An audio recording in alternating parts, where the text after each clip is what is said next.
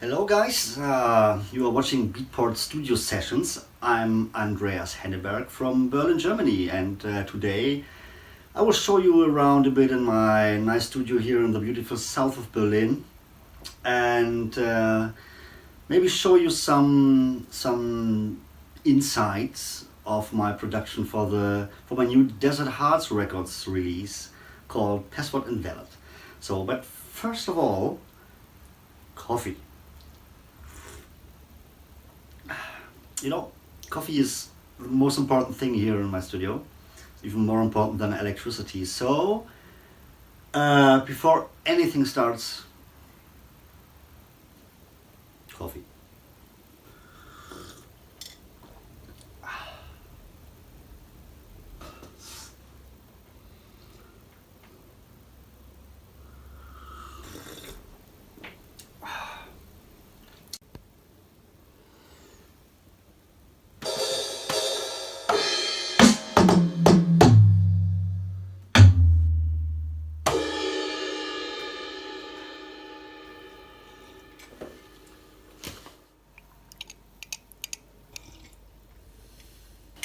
Whew.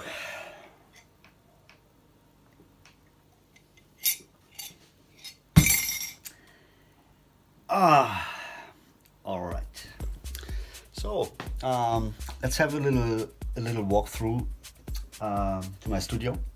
I'm spending a lot of time in here, like basically from Monday to Friday. This is a room.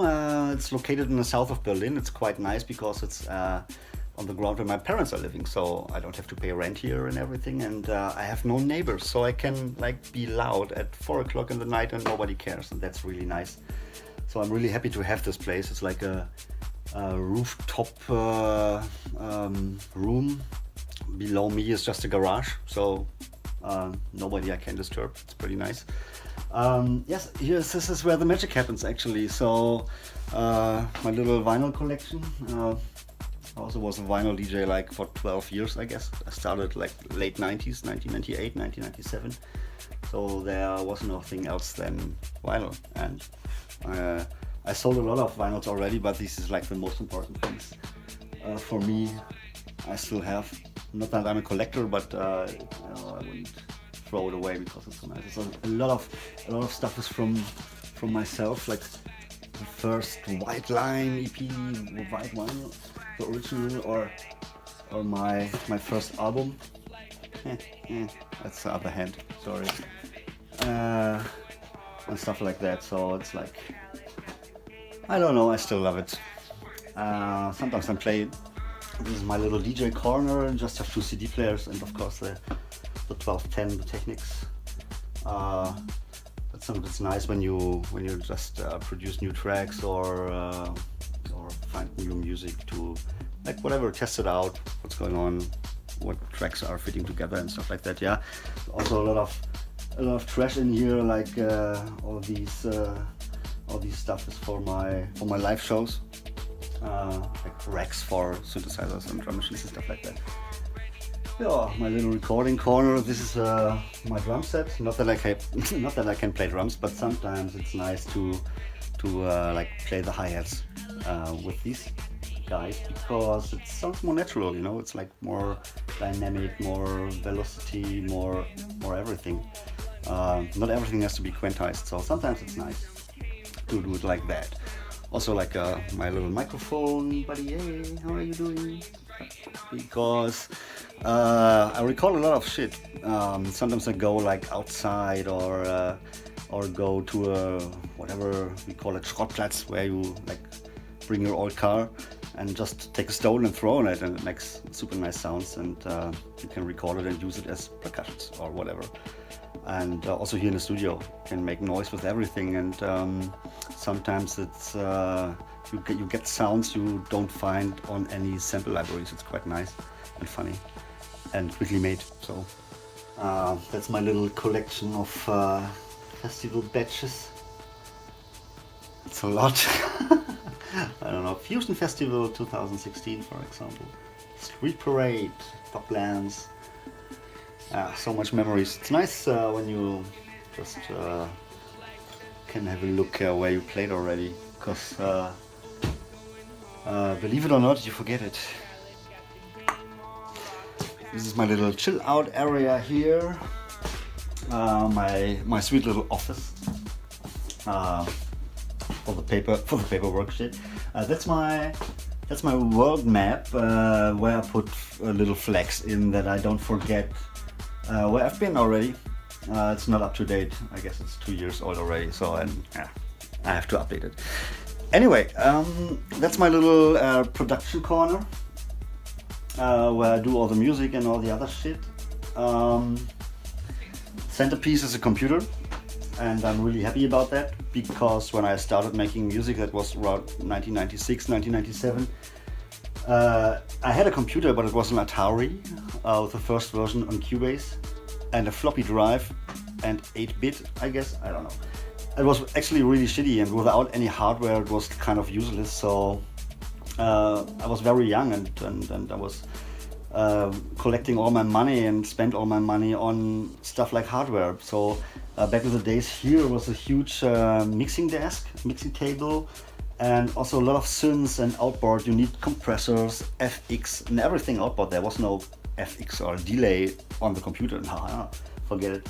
So I spent a lot of money on that, but around mid-2000s, computer became better, and the plugins and everything became better, and there was like a thing called Total Recall. I mean, it's normal today. You do a song and just save it, and a week later you go on the computer again, open the project, and work on it again. But back in the days, there was no Total Recall because all the synthesizers, even if you just turn it on and off, it sounds different. And that was so fantastic to have like Total Recall on all the stuff you did on the computer, that I decided to focus only on software plugins, like software synthesizers, FX and all that shit. And at one point, I sold everything hardware-wise I had, like all the synthesizers, the mixing tables. I sold everything because it was so nice to have like Total Recall. And I said, okay, the plugins are becoming so good and sounding so good, blah, blah, blah.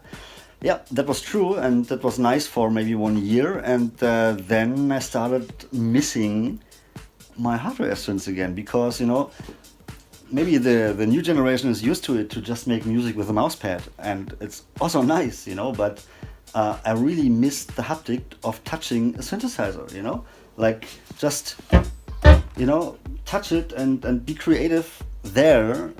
Is so much easier and nicer, and you can do so much more crazy things than just with a mouse. And that brought me back to buy hardware synthesizers again. So not that much, as you can see, it's just a little collection, but it's enough. You don't need 50 synthesizers in your studio, because when you know the 5 you have and you know them really good, you can make everything out of it. You can get everything out of it.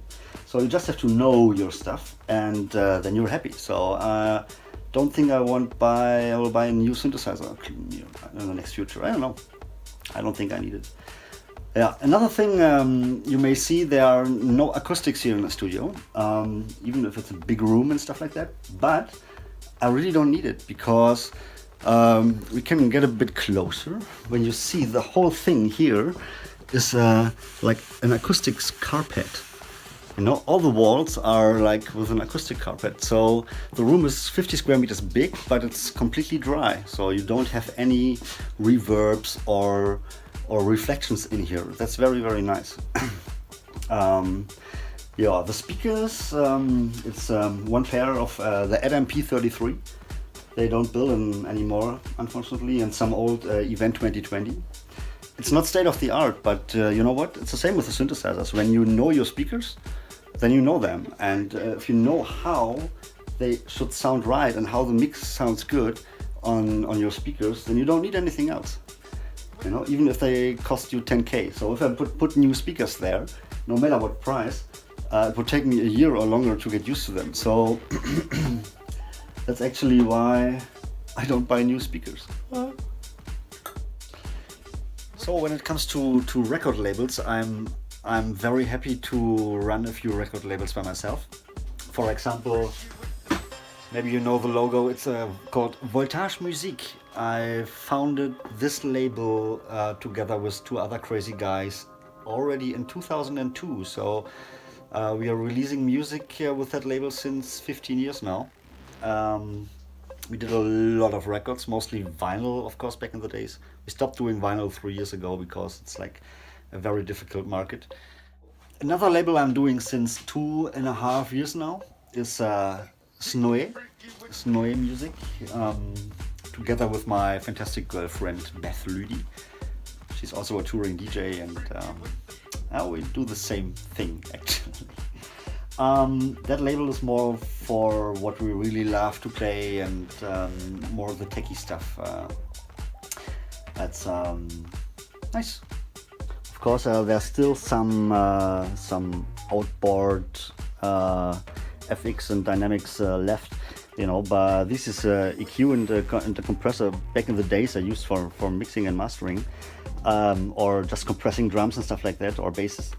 Actually, it was quite nice back in the days, but now I don't really use them anymore because it got a bit outdated, in terms of UAD plugins and all that shit. That's much nicer and better and sounding great, and you're faster, and you have the total recall, of course. So that's my monitor controller, also very nice one. A small DAW controller. Actually, a very nice thing. Unfortunately, they just built a couple of thousands of them, and out of, I don't know the reason, they don't build them anymore. It was just for €0.50 or something, but I'm really happy I got one. It's really hard to get these guys. Just a MIDI keyboard for playing stuff. I'm working with Cubase from Steinberg. That's actually the DAW I started with in the late 90s with version 1.0, and I'm still with Cubase. And that's just a little controller for Cubase to have a faster workflow. That's actually my section for connecting all the outboard with my computer, like a MIDI interface, an audio interface, and some ADDA converters like this one, and also I use this one for conversion. That's here in the corner is my computer. It's in the rack. And oh god, that's an old Fader Fox stuff. Then my ARP Odyssey, that's a new generation, and it's not that expensive, but I really fell in love with it. It's full analog and sounds amazing. Actually, I use it for sub bass and stuff like that because I don't know what they did, but it's so strong and so dynamic. It's fantastic. So it's connected to a Mugefuge. It's MIDI synced, so you can do like very interesting like ARPs and stuff like that for the ARP Odyssey. A very old drum machine.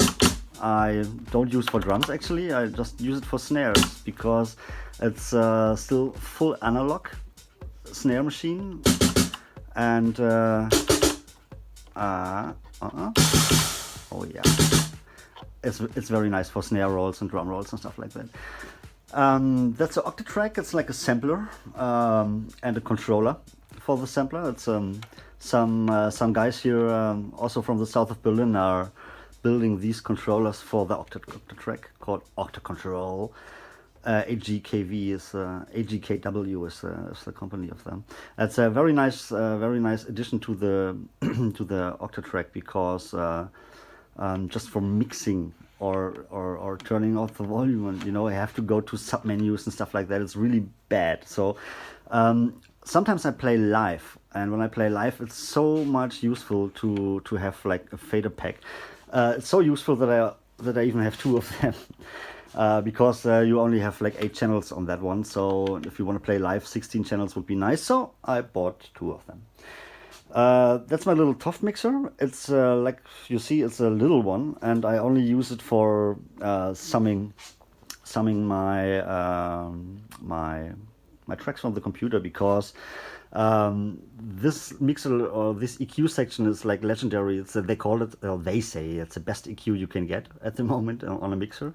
And in my opinion, they are right. The EQ is amazing. So I give my main mix a little bit of saturation. Before that, I take the same frequencies out on the computer to give it, or to saturate it here again, and also oversaturate it with the gain a bit. It's very nice. Gives a bit more warmth and sticking together the whole mix. Of course, an SH-101, one of the most important machines I have still, even if it's so old, like from the late 80s, but it's priceless. Also mostly used for sub basses and stuff like that. So enough talk. Now we are diving a bit deeper in my next EP I'm going to release on Desert Hearts Records, called Password Invalid. 2 songs. I want to show you a bit how I did them and what mattered on that song. So I put you right here next to me. Okay, like this. Okay, let's have some fun. So, in fact, the songs are already done, and there's no creative process to do anymore. I just want to put the focus on some sounds and elements of that track, how I did them. We're talking about the title track of my new EP on Desert Hearts Records, called Password Invalid. First of all, we can focus on the bass line, because it's maybe the thing I love the most on that track is the bass line. I did it with a SH-101 from Roland. There's no MIDI on that machine, so I have to play everything by my hand. It's pretty simple, because I can't really play. And I want to show you what I played, how I did it, and what's the final process on the computer to make it that nice. You won't hear the bass line on your phone maybe, because it's very deep, and these frequencies can't be played on a phone, so use headphones or speakers. Okay, let's go. Okay, so now we are sitting here on my SH-101. That's the synth I used for the bass line on Password Invalid. Actually, it's pretty simple. It's only 1 note or 2 notes. It's a lower cis and a higher cis. Only these 2 notes, like. Pretty simple, but I just added some portamento, some glide time between both notes. To have the effect of the bass line. When I play the same notes now, it sounds like that.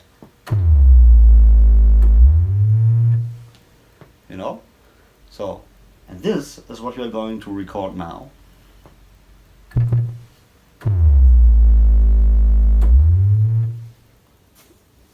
Let's switch on my computer. What we now did, we just simply recorded the bass line I just played on the SH-101.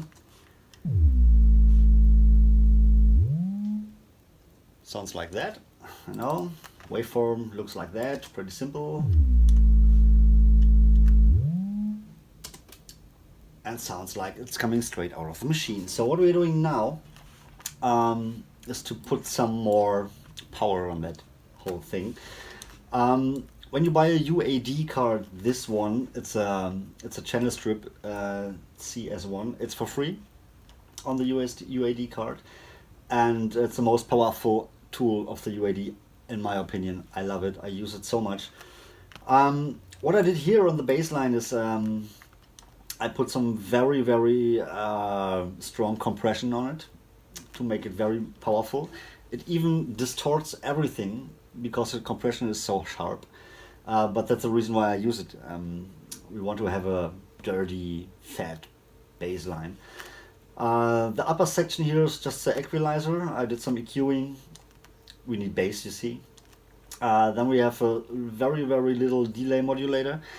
On the bass line now is a very short delay, only mixed 5% maybe into the original, so to keep it, we don't want to have long delays on bassline. And we have to keep it mono because it's still a bassline, it's a sub bassline. And we have a little reflector doing actually the same than our short delay, just a bit in a nicer way, but we still keep it mono. So when I turn that bad boy on now, then it sounds very much different. I play the old one and the new one. Without, when I turn it on,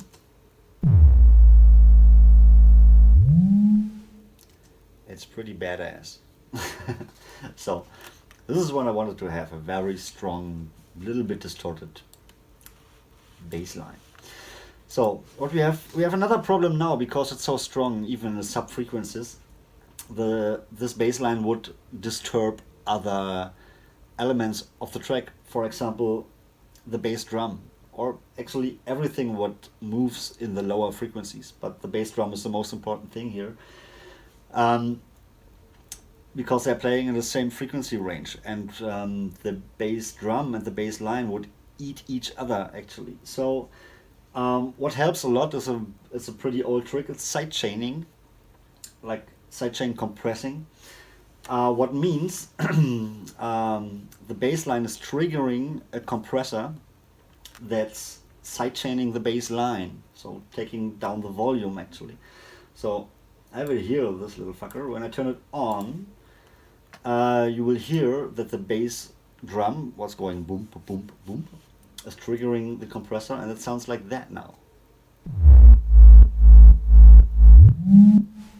And every time the volume goes down of that bass line means that the bass drum is kicking in.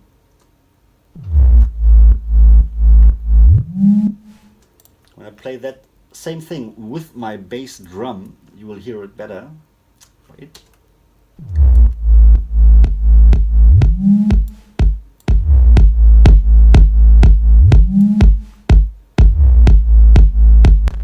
So, and what we did now is just rescuing the bass drum and the bass line. So in the final mix later on, it's the reason why both the bass drum and the bass line are very present and very much in your face without eating each other. So another thing I want to show you on Password Invalid is drum programming. I'm working, when it comes to drums, percussions, actually everything, I'm working with Native Instruments battery. Why? I don't know, because I'm used to it. I'm working with that sampler since 15 years now, since the first version, and I still stick with that one. And I still really like it. So anyway, you have all these patterns here that are linked to simple notes on your keyboard. So for example, that one here is my bass drum. This one here in the battery, you see the sample playing back. Then we have that tone, it's like a percussion sound, my hi-hat, my clap, and these ones here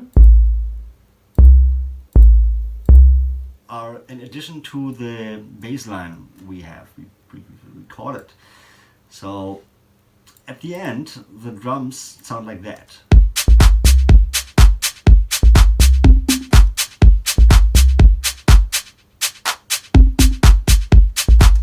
Pretty simple. So, but effectively, together with our fancy bass line we just recorded,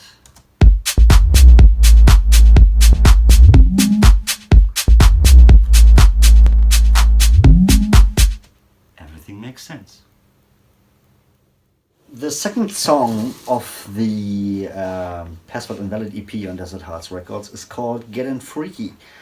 A bit more pumping, groovy shit, but actually there's a lot more synthesizer work than in Password Invalid, because Password Invalid is more based on the vocal and on percussion stuff, living from the bass line.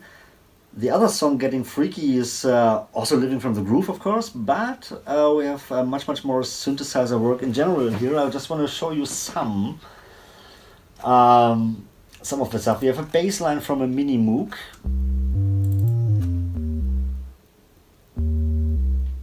Pretty simple. I didn't use my Mini Moog here on the hardware version. It's a software you can see from Arturia. So Mini V3. Amazing machine. Sounds like the real one. So just software. That's very nice. To make that one a bit more living, I added another machine playing exactly the same notes, just one octave higher. I made that with an ARP. It's like pretty similar to the ARP Odyssey up there, just a bit more advanced. A bit more advanced in the software version. Sounding like that.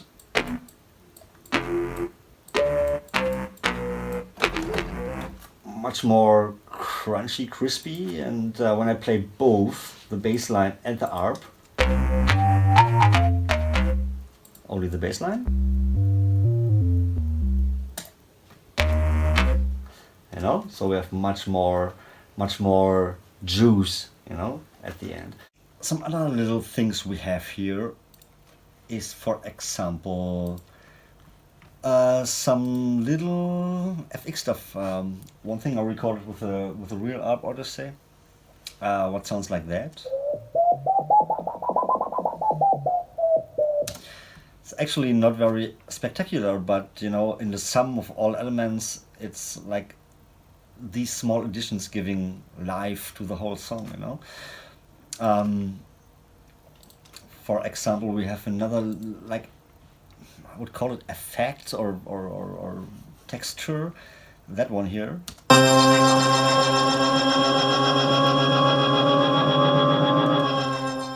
It's made with a Native Instruments reactor. Very lovely stuff.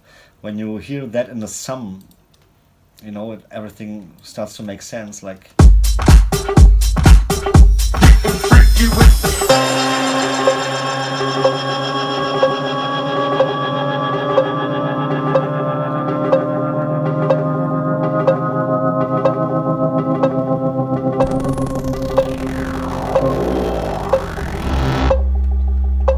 So this is from what the song is actually living from. Another element I wanna talk about is that one here. A pretty simple thing. It's not even a synthesizer. It's two. Or actually, it's just one sample. That one played a bit higher and played a bit lower.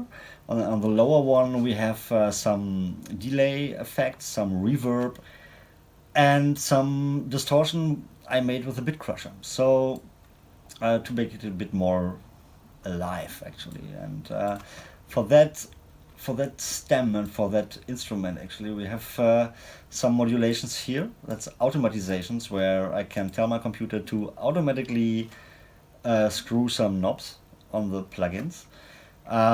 Here you can see the volume, the feedback of the delay, and the time of the reverb on that thing. When I play it everything now, you can see the reverb time. This is that knob here on the little delay, on the reverb, screwing up automatically.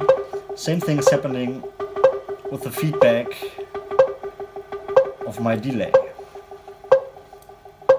you know. So when I play everything together now,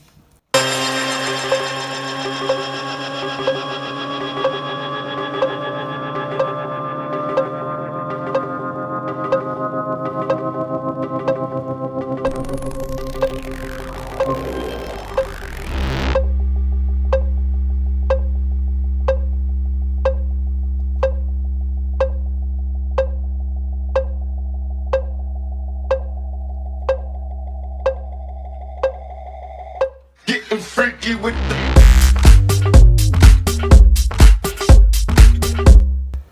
so very simple, but very effective at all. So no big magic in here. It's just all the little parts playing together. Another very funny thing I'm using quite often is that little fucker here. It's actually just a little microphone you can glue or stick on anything you want. I've chosen an old Cigar Box. And you can play now, you can play that Cigar Box and make sounds with it. So it was a startup, a little startup, I guess from the States, who did that. It's called Moogies. And here on the computer you can see the software for that, you know. So when I play that now, with the sound I adjusted on the software, it sounds like that. So when I hit it hard, it's very loud. If I hit it soft, you know. So and in the software I can like make changes on the sound, like.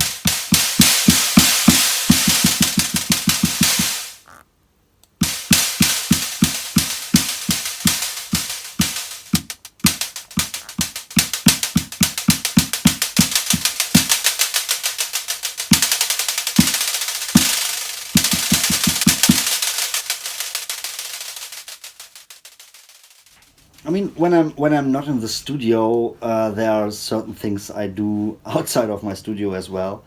One thing I wanna talk about and maybe show you a bit is a project where I try to translate my electronic music, some of my latest records I did and tracks I did. I try to translate them into a classical music orchestra, into a philharmonic orchestra. So I'm working with a lot of people there on that project. I have an arrangement guy, Christian Dominik Dellacher from Germany, incredibly talented guy who is understanding how an orchestra works, how every single instrument works, and he's helping me a lot to translate electronic music, as simple as it is, into a philharmonic orchestra with 70 or more people with instruments. So, but the whole thing without losing the original spirit and original of the techno track, you know. So let's play techno with an orchestra. It sounds strange, but it actually works.